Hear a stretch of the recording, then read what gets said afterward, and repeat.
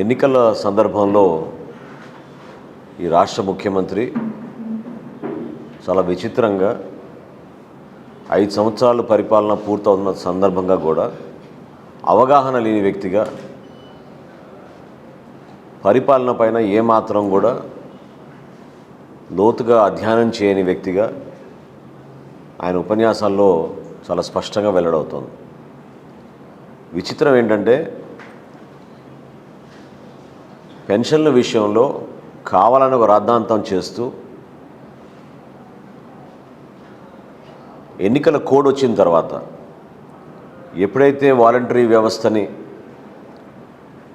ఎన్నికల డ్యూటీలో పెట్టకూడదని election commission ఇచ్చిన నిబంధనని అది వస్తుందని కూడా వీళ్ళకి ఎప్పుడో తెలుసు. ఎందుకంటే అధికార యంత్రాంగం ఆ విధంగా అప్రమత్తం అయింది ముందే. కాంట్రాక్ట్ ఎంప్లాయీలు ఎవరిని కూడా ఎన్నికల నిధుల్లో వాడరు, ప్రభుత్వ ఉద్యోగులనే వాడతారు. ఎందుకంటే పారదర్శకంగా బాధ్యతగా ఉండాలనే ఉద్దేశంతో అధికార యంత్రాంగాన్ని ఎలక్షన్ కమిషనే నడిపిస్తుంది. కానీ ప్రజల్లో మరొక్కసారి చివరి ప్రయత్నం మభ్యపెట్టే విధంగా రకరకాల ప్రాపగండా చేసుకుంటూ లబ్ధి పొందడానికి వీళ్ళు చేసిన ప్రయత్నం మాత్రం చాలా దుర్మార్గం. దాన్ని జనసేన పార్టీ మేము ఖండిస్తున్నాం. గ్రామ వార్డు సచివాలయాలు చట్టం తీసుకొచ్చినప్పుడు వాలంటీర్లు అనే పదం ఎక్కడ కూడా జగన్మోహన్ రెడ్డి గారి ప్రభుత్వం ఆ చట్టంలో వాడలేదు.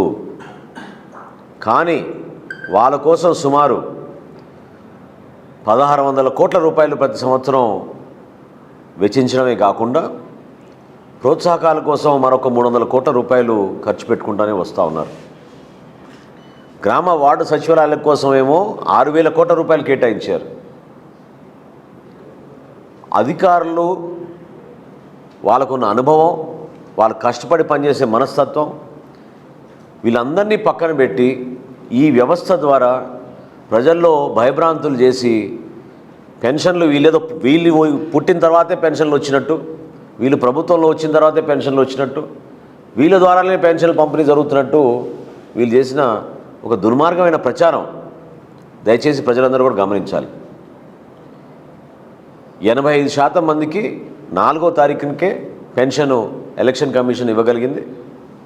వచ్చే నెల మే 1వ తారీఖు కల్లా ఎట్టి పరిస్థితుల్లో కూడా అదే రోజునే రాష్ట్ర వ్యాప్తంగా అందరికీ పెన్షన్లు వచ్చేటట్టు ఎలక్షన్ కమిషన్ తగిన విధంగా ఏర్పాట్లు చేస్తోంది. ఈ సందర్భంగా నేను గుర్తు చేసేది ఏంటంటే జూన్ 4వ తారీఖున ఈయన మరొక్కసారి ముఖ్యమంత్రి అయితే తొలి సంతకం వాలంటీర్ వ్యవస్థను మరొక్కసారి నేను సంతకం పెడతా అని చెప్తున్నాడు. ఆ మాట మీరు చెప్పారా గతంలో వాలంటీర్లకి? మీ పదవి కాలం మే 31వ తారీఖున ముగిసిపోతుందనే మాట ఇప్పటి వరకు జగన్మోహన్ రెడ్డి గారు కానీ వైఎస్ఆర్సీపీ పార్టీ కానీ ప్రభుత్వం కానీ ఏనాడైనా చెప్పిందా?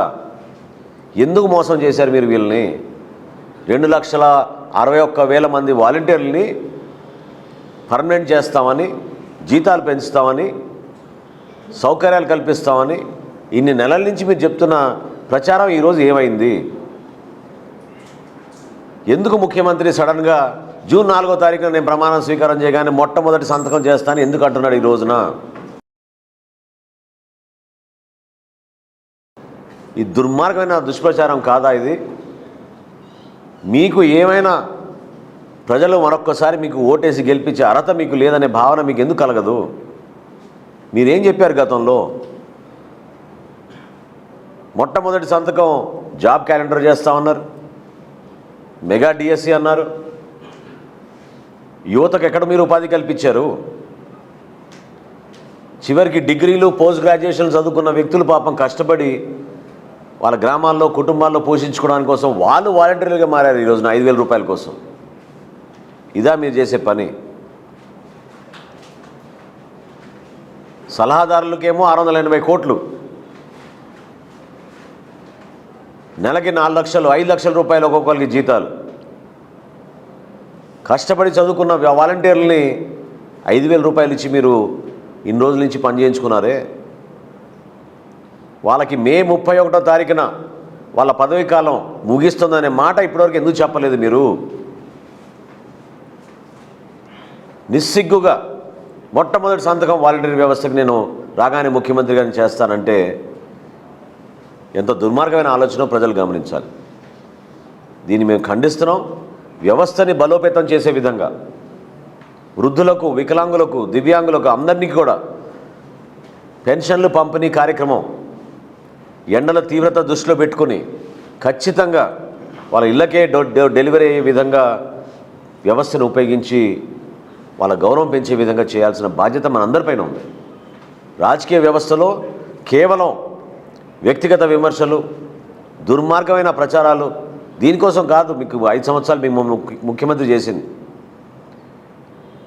వ్యవస్థను నిలబెట్టి మరింత బలోపేతం చేయడం కోసం మీకు అవకాశం కల్పిస్తే మీరేమో నీరు గార్చేసి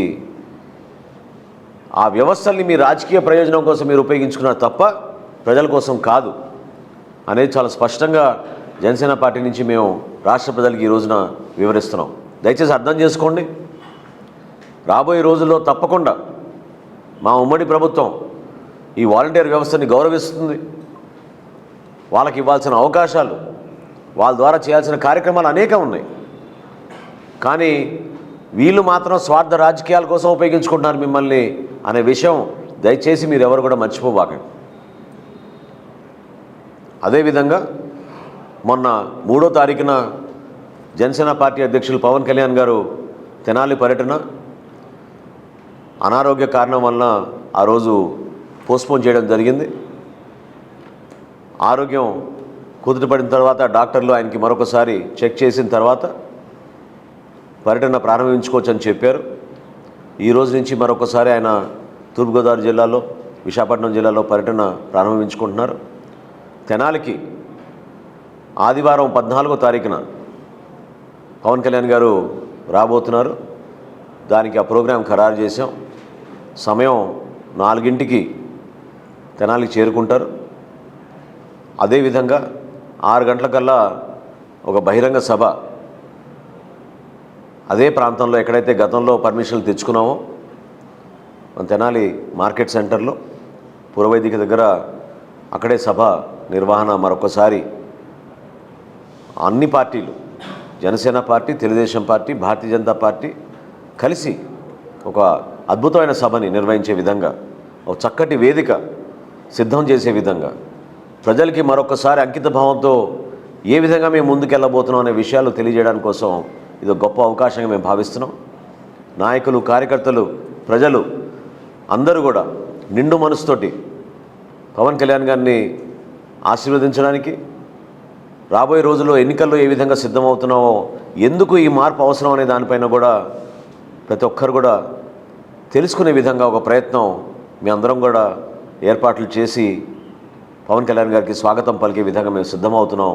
దానికి ప్రజలందరూ కూడా తోడ్పాటు, వారి సహకారం ఎంతో అవసరమని భావిస్తూ పత్రికా విలేకరులందరినీ కూడా ఈ కార్యక్రమం విజయవంతం చేసే విధంగా మిమ్మల్ని కూడా ఆహ్వానించుకుంటున్నాం.